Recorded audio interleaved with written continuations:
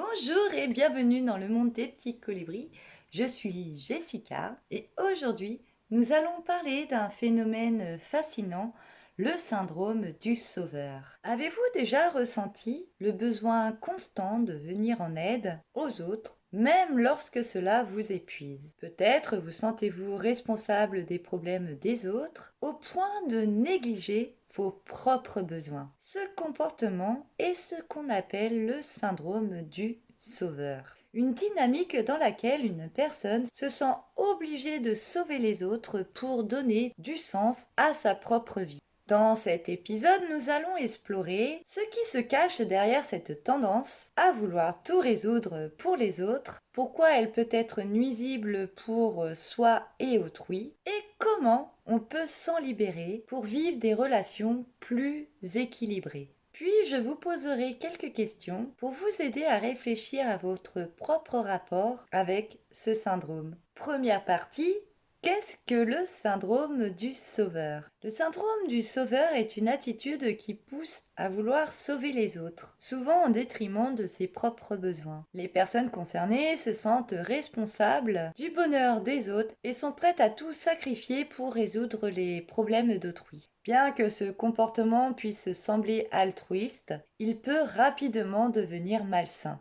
Le sauveur cherche à aider même lorsque ce n'est pas nécessaire ou lorsque la personne en face n'a pas demandé de l'aide. Ce besoin de sauver peut être motivé par une quête de validation personnelle, par la peur d'être inutile ou rejeté, ou encore par le désir inconscient de se sentir indispensable.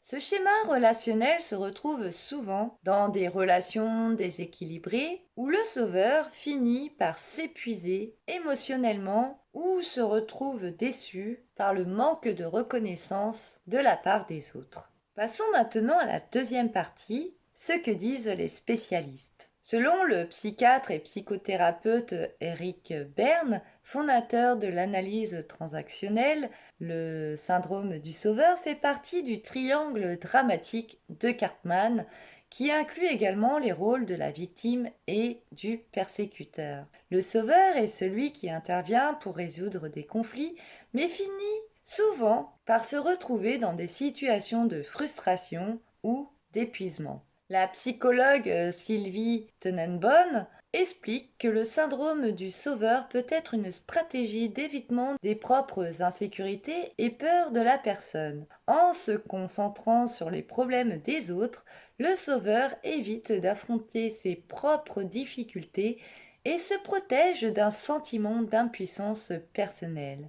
Et enfin, Jacques Salomé, célèbre psychosociologue, insiste sur l'importance de reconnaître la limite entre aider par bienveillance et s'immiscer dans les problèmes des autres sans leur laisser l'autonomie de les résoudre par eux-mêmes. Il rappelle que vouloir tout gérer pour autrui peut les priver de leur propre croissance. Mais alors, comment reconnaître le syndrome du sauveur en soi? Eh bien, le syndrome du sauveur se manifeste à travers plusieurs comportements récurrents. Vous intervenez toujours pour résoudre les problèmes des autres, même quand ils ne vous le demandent pas.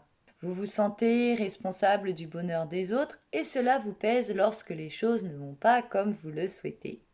Vous avez du mal à dire non quand on vous sollicite, même si cela vous met dans des situations inconfortables.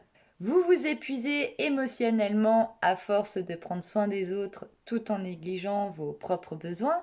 Vous attendez souvent une reconnaissance ou de la gratitude et vous ressentez une frustration si vous ne la recevez pas. Si vous vous retrouvez dans l'une de ces descriptions, il est possible que le syndrome du sauveur influence vos relations personnelles et professionnelles. Cependant, il existe des moyens d'apprendre à rééquilibrer ces dynamiques. Quatrième partie, comment sortir du rôle du sauveur?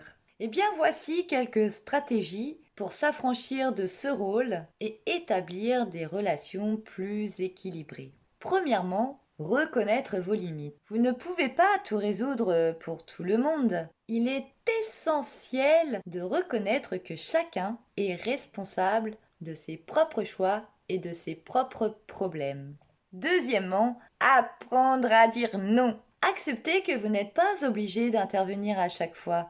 Dire non ne fait pas de vous une personne égoïste, mais quelqu'un qui sait préserver ses ressources émotionnelles.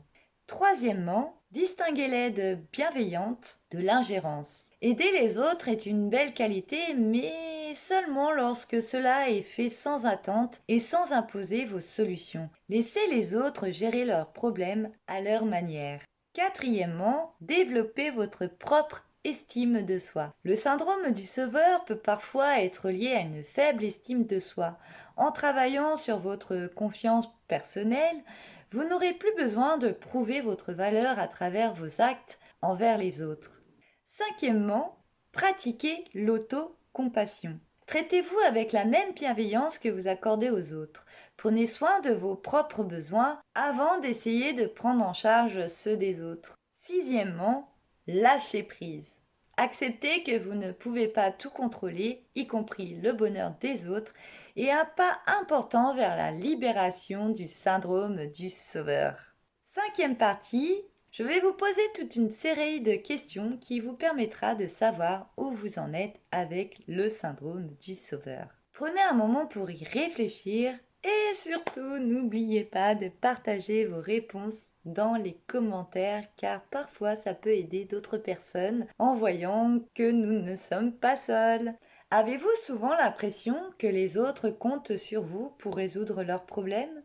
Deuxième question, vous arrive-t-il de vous sentir épuisé émotionnellement à force d'aider les autres? Troisième question, est-ce que vous attendez souvent de la reconnaissance après avoir aidé quelqu'un? Quatrième question, quelles sont les situations où vous avez du mal à dire non? Et d'ailleurs, en parlant de savoir dire non, dans le podcast Oser demander de l'aide, j'aborde ce sujet qui nous permet de déculpabiliser et d'accepter qu'il est important de fixer son cadre, ses limites, et c'est aussi un droit de dire non. Et que c'est pas pour autant qu'on va nous désaimer, qu'on va nous rejeter. Allez, je continue. Cinquième question. Vous arrive-t-il de prendre en charge des responsabilités qui ne sont pas les vôtres? Sixième question. Quelles sont les émotions que vous ressentez lorsque vous ne pouvez pas aider quelqu'un? Septième question. Comment réagissez-vous si la personne que vous aidez ne suit pas vos conseils? Et huitième et dernière question. Quels petits changements positifs pourriez-vous apporter pour mieux prendre soin de vous sans vous oublier? Ces questions vous invitent à explorer la manière dont le syndrome du sauveur peut affecter vos relations et votre bien-être. Prenez le temps de réfléchir à ces dynamiques pour les rendre plus saines. Et pour la sixième partie, je vais vous donner quelques suggestions de lecture pour que vous puissiez approfondir ce sujet et mieux comprendre comment sortir du rôle du sauveur. Cessez d'être gentil, soyez vrai de Thomas d'Eisenbourg. Ce livre aborde l'idée qu'aider les autres de manière excessive peut parfois nous éloigner de nos propres besoins et invite à une communication authentique. Être vrai, c'est oser dire non sans culpabilité. Ensuite, vous avez un deuxième livre, Le syndrome du sauveur, se libérer de son besoin d'aider les autres, par Marie C. Lamia et Marilyn Kringer. Et à partir de témoignages qui retracent le parcours de ces héros depuis leur enfance, les auteurs brossent les portraits des chevaliers du sauvetage et mettent au jour les racines de cette compulsion relationnelle. Et pour conclure cet épisode, je vous laisse avec une question. Si vous arrêtiez de vouloir sauver tout le monde, que feriez-vous différemment pour vous-même? Eh bien voilà, c'est fini. Je vous remercie de m'avoir écouté. Si vous vous reconnaissez dans le rôle du sauveur, je vous invite à partager votre expérience dans les commentaires. Et pour donner un peu plus de force au monde des petits colibris, merci de vous abonner, de laisser un petit j'aime. Et moi, je vous dis à très vite. Je vous embrasse bien fort, prenez bien soin de vous et de vos proches. Bye bye!